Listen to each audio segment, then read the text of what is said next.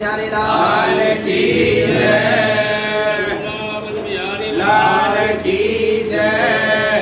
ये हमारा अनुष्ठान जो है श्रीमद् भागवत से संबंधित गणित चौथ से शुरू हो गया। गणेश जी का पूजन से किया गया और रुद्राभिषेक भगवान भोले बाबा कराने के लिए कल कलश यात्रा है। पूज्यमासी कल भागवत कथा सप्ताह है। क्या नाम है सर? प्रसाद शास्त्री। क्या कार्यक्रम है, कब से कब तक? ये मारवाड़ीगंज में स्थित राधा कृष्ण देवालय में 30 अगस्त से प्रारंभ है और 6 सितंबर को इसका विश्राम है। श्रीमद् भागवत ज्ञान यज्ञ सप्ताह है ये, और ये सनातन संस्कृति के प्रचार के लिए है। हमारी जो युवा पीढ़ी जो बिल्कुल ही संस्कार विहीन हो गई है, हमारी जो सनातन पद्धतियाँ हैं, हमारे संस्कार जो संस्कार है, सनातन संस्कार उनसे जो विमुख है, उसको विशेषकर जो उद्देश्य है इसका, वो सनातन के प्रचार के लिए और युवा पीढ़ी जो हमारी है उसको जागृत करने के लिए, जो विमुख है अपने संस्कारों से विमुख है, क्या परंपराएं हैं, क्या हमारे नीतियां हैं, क्या कुनीतियां हैं, किन मार्गों का अनुसरण करना है हमको, इनसे जो विमुख हमारी आजकल की युवा पीढ़ी है, विशेषकर जो लक्ष्य है इस बार की कथा सत्र का हमारा, वो युवा पीढ़ी को प्रेरित करने के लिए है। ये सायंकाल 4 बजे से 7 बजे तक का इसका समय है और 30 अगस्त से प्रारंभ है। 6 सितंबर को इसका विश्राम है कथा का।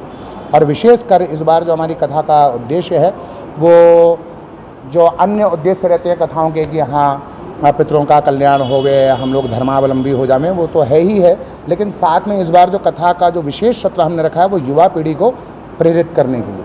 जो आजकल सारे हमारे जो संस्कार हैं, हमारी जो परंपराएं हैं, जो उनसे विमुख हमारी पीढ़ी हो रही है, विशेषकर कथावाचक कौन है? कथावाचक हमारे जो राधा कृष्ण देवालय के प्रधान हमारे जो सेवक हैं, जो आचार्य श्री कैलाश नारायण दीक्षित जी, उनके मुखार बिंद से हम लोग इस कथा को इस बार श्रवण करेंगे। साल आपके लिए दिनों होती है? नहीं, हर बार इन दिनों में नहीं है। इस बार हमने विशेषकर ये श्राद्ध पक्ष, नहीं पितृपक्ष का भी नहीं है, कभी पिछली बार पितृपक्ष में भी थी, उससे पहले हम लोगों ने ये आषाढ़ मास में भी किया है, ज्येष्ठ मास में भी किया है, लेकिन इस बार विशेषकर हमने पितृपक्ष से पूर्व में इसलिए रखा है कि पितरों की सदगति का भी लक्ष्य रहेगा। जो हमारे प्रधान यजमान रहेंगे, जो यजमान हैं, उनका उद्देश्य, उनका भाव तो जो है वो पितरों की सदगति का भाव रहेगा, लेकिन हमने उसके पीछे पीछे एक लक्ष्य और रखा है कि हम अपनी युवा पीढ़ी को विशेषकर प्रेरित करें अपने धर्म के विषय में जानने के लिए। और धर्म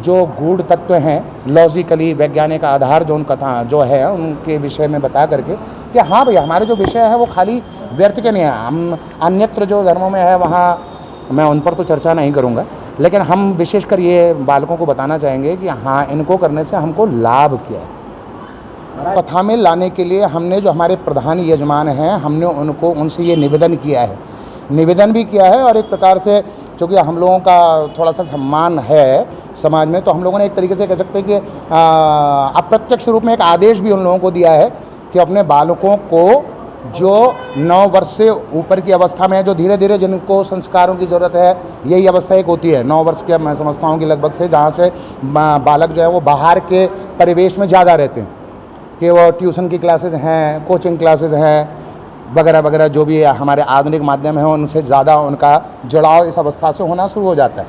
तो उनको हम लोग अपनी बातों को समझा सकें, या हमने अपने यजमानों को बोला है कि भाई हमारे यजमान जो हैं वो इस बार विशेषकर अपने जो उनके बाल गोपाल हैं घर में, उनको कथा सत्र में विशेषकर लेकर के आएंगे, और हम भी अपने बाल गोपालों को प्रेरित करेंगे। हमारे जो ब्राह्मण लोग हैं, इस बार हम लोगों ने अपने सारे ब्राह्मण वर्ग जो हमारा जो अनुष्ठान में समाहित रहेगा, उनको भी बोला है कि वो अपने बालकों को भी लेकर के आएँ, ताकि हम समाज को प्रेरित कर सकें कि हाँ भाई ये कार्य अत्यावश्यक है आज के परिवेश में, आज के समय में।